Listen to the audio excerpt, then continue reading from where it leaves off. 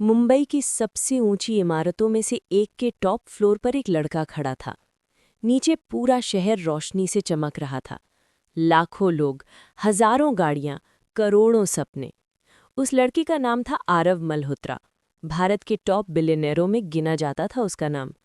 Tech company, real estate, share market, पैसा उसके लिए सवाल नहीं, आदत था। लेकिन उस रात आरव की आंखों में वो चमक नहीं थी जो न्यूज़ चैनल दिखाते थे। उसके हाथ में विस्की का ग्लास था और दिल में एक सवाल, क्या यही जिंदगी है? सोने का पिंजरा। आरव के पास सब कुछ था, महंगी गाड़ियां, विदेशी घड़ियां, प्राइवेट जेट और वो लोग जो हर वक्त यस सर कहते थे। लेकिन उसके पास एक चीज नहीं थी, अपनापन। माँ बाप बचपन में ही चले गए थे। रिश्तेदार पैसे से जुड़े थे, दिल से नहीं।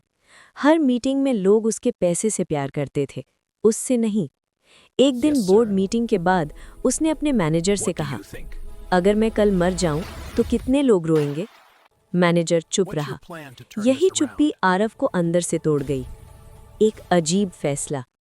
उस रात आरव ने एक काम किया जो कोई बिलियनर नहीं करता। उसने अपने सारे क्रेडिट कार्ड, घड़ियां, फोन और पहचान सब एक लॉकर में रख दिया। सिर्फ एक छोटा बैग लिया जिसमें थे 2 जोड़ी कपड़े, 2000 रुपए कैश और एक डायरी। और उसने खुद से कहा, आज से मैं अमीर नहीं हूं। अगली सुबह पूरा देश चौंक गया। हेडलाइन थी, billionaire Aarav Malhotra missing. Police, media, CBI सब लग गए। लेकिन आरव अब आरव नहीं था। नया नाम, नई जिंदगी। वो एक छोटे से कस्बे पहुंचा जहां कोई उसे नहीं जानता था। उसने अपना नाम बताया, रवि। कोई सरनेम नहीं, कोई पहचान नहीं। पहले दिन ही समझ गया गरीबी क्या होती है। 2000 रुपए में 3 दिन भी पूरे नहीं पड़े। रात को स्टेशन के पास फुटपाथ पर सोया। पहली बार जमीन इतनी सख्त लगी। पहली बार भूख ने नींद तोड़ी। आरव, जो कभी एसी के बिना सो नहीं पाता था, अब खुले आसमान के नीचे कांप रहा था।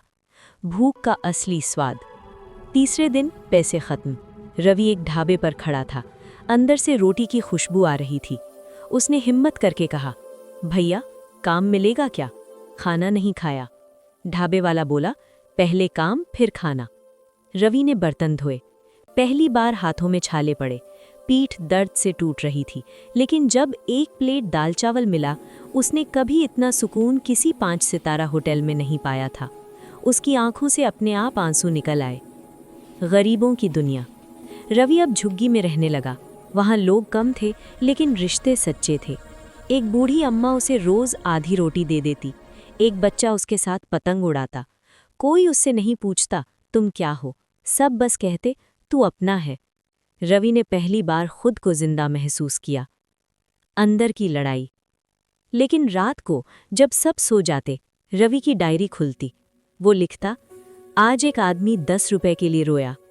आज एक माँ बच्चे को आधी रोटी देकर खुद भूखी सो गई। और मैं कभी करोड़ों बर्बाद करता था। उसके अंदर एक अमीर और गरीब दोनों लड़ रहे थे। मीडिया की दुनिया। उधर शहर में आरव की खोज जारी थी। कुछ बोले अपहरण हुआ है, कुछ बोले मर गया होगा। शेयर मार्केट हिल गया, कंपनी के शेयर गिरे। लेकिन आरव अब रवि बनकर साइकिल पंक्चर जोड़ रहा था।